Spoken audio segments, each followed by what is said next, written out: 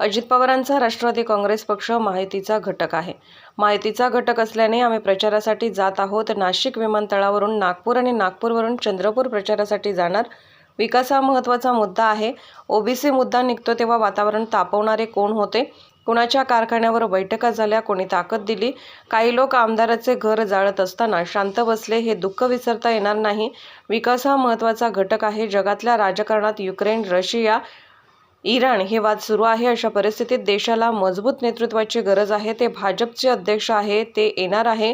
त्यांनी व्यवस्था केली आहे. नाशिकच्या जागेबाबत आज काहीही नाही.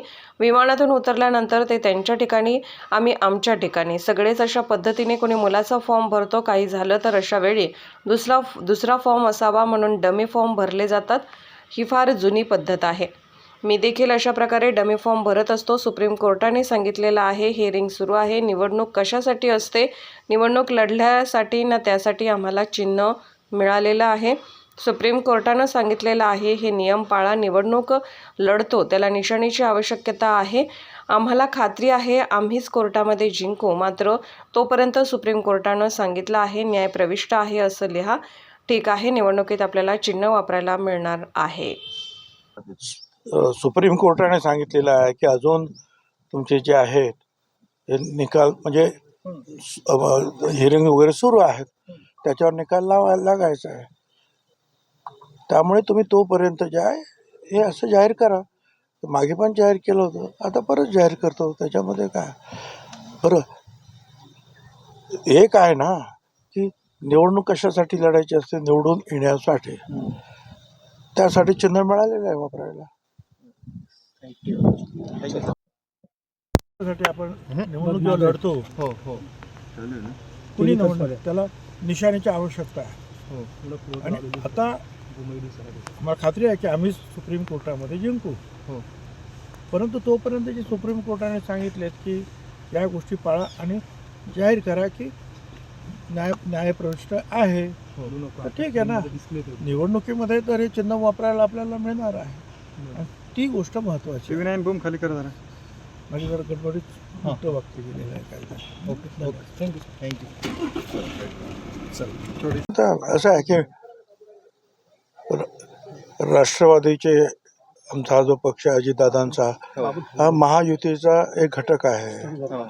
त्यामुळे महायुतीच्या प्रचारासाठी बोलवलं. त्यांनी सांगितलं, त्यांना जाण्याची सगळी सोय केलेली आहे तिथे सुद्धा सगळे. तर त्याप्रमाणे आता निघालो आहे नाशिक एअरपोर्टवरून.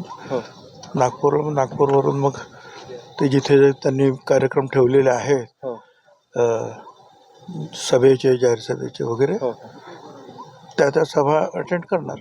नाही, सर्व साधारणपणे विकास हा महत्त्वाचा मुद्दा आहे. आणि हेही आहे की काही ठिकाणी जे आहे, ज्या वेळेला हा ओबीसीचा मुद्दा निघतो त्यावेळेला हे ओबीसीच्या विरोधात वातावरण तापवणारे कोण होते? कुणीही वातावरण तापवलं. कुणाच्या कारखान्यावर ह्या सगळ्या गोष्टी घडत होत्या? कुणी ताकद दिली? या सगळ्या गोष्टीचा उहापोह करता येईल ना. लहान लहान गोष्टींबद्दल जे आहे बोलणारे सगळे अनेक नेते आमदारांची घरं जाळत असताना सुद्धा शांत बसतात. काय हे दुःख कसं काय विसरता येईल का लोकांना, आम्हाला?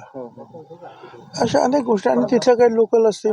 अर्थात विकास हा महत्त्वाचा आहेच, पण सध्याच्या परिस्थितीमध्ये आपण पाहतोय की जगातल्या राजकारणामध्ये सगळ्या युक्रेन, रशिया सुरू आहे, इस्रायल आणि पॅलेस्टाईन सुरू आहे, त्याच्यामध्ये इराणची गडबड सुरू आहे. अशा वेळेला देशामध्ये मजबूत नेतृत्वाची आवश्यकता निश्चितपणे आहे. अशा या सगळ्या गोष्टी मला तरी वाटतात की महत्त्वाच्या दिसतात. नाही तर असं आहे ना की ते अध्यक्षच आहेत, नागपूरचेच आहेत. त्यामुळे मी जातो तर ते माझ्याबरोबर येणार आहे. त्यांनी सगळी व्यवस्था केलेली आहे. दिवसभर राहणार आहोत आम्ही बरोबर. नाही, पण आजचं जे बैठक याच्यामध्ये काही तुमचे नाशिक लोकसभेसाठी काही? नाही, नाशिकचं काय नाही. नाशिक ते कुठे, आता मला वेळच नाही ना तिथे.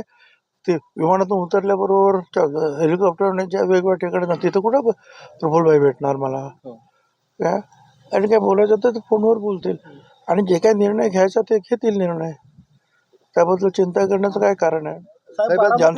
ज्यांना तिकीट मिळेल त्याचं काम आम्ही महायुतीचे लोक करणार, हे अगोदरच मी सांगितलेलं आहे. हे पहा, सगळेच जे आहेत ना अशा पद्धतीनं जे आहे, कोणी मुलाचा फॉर्म भरतो,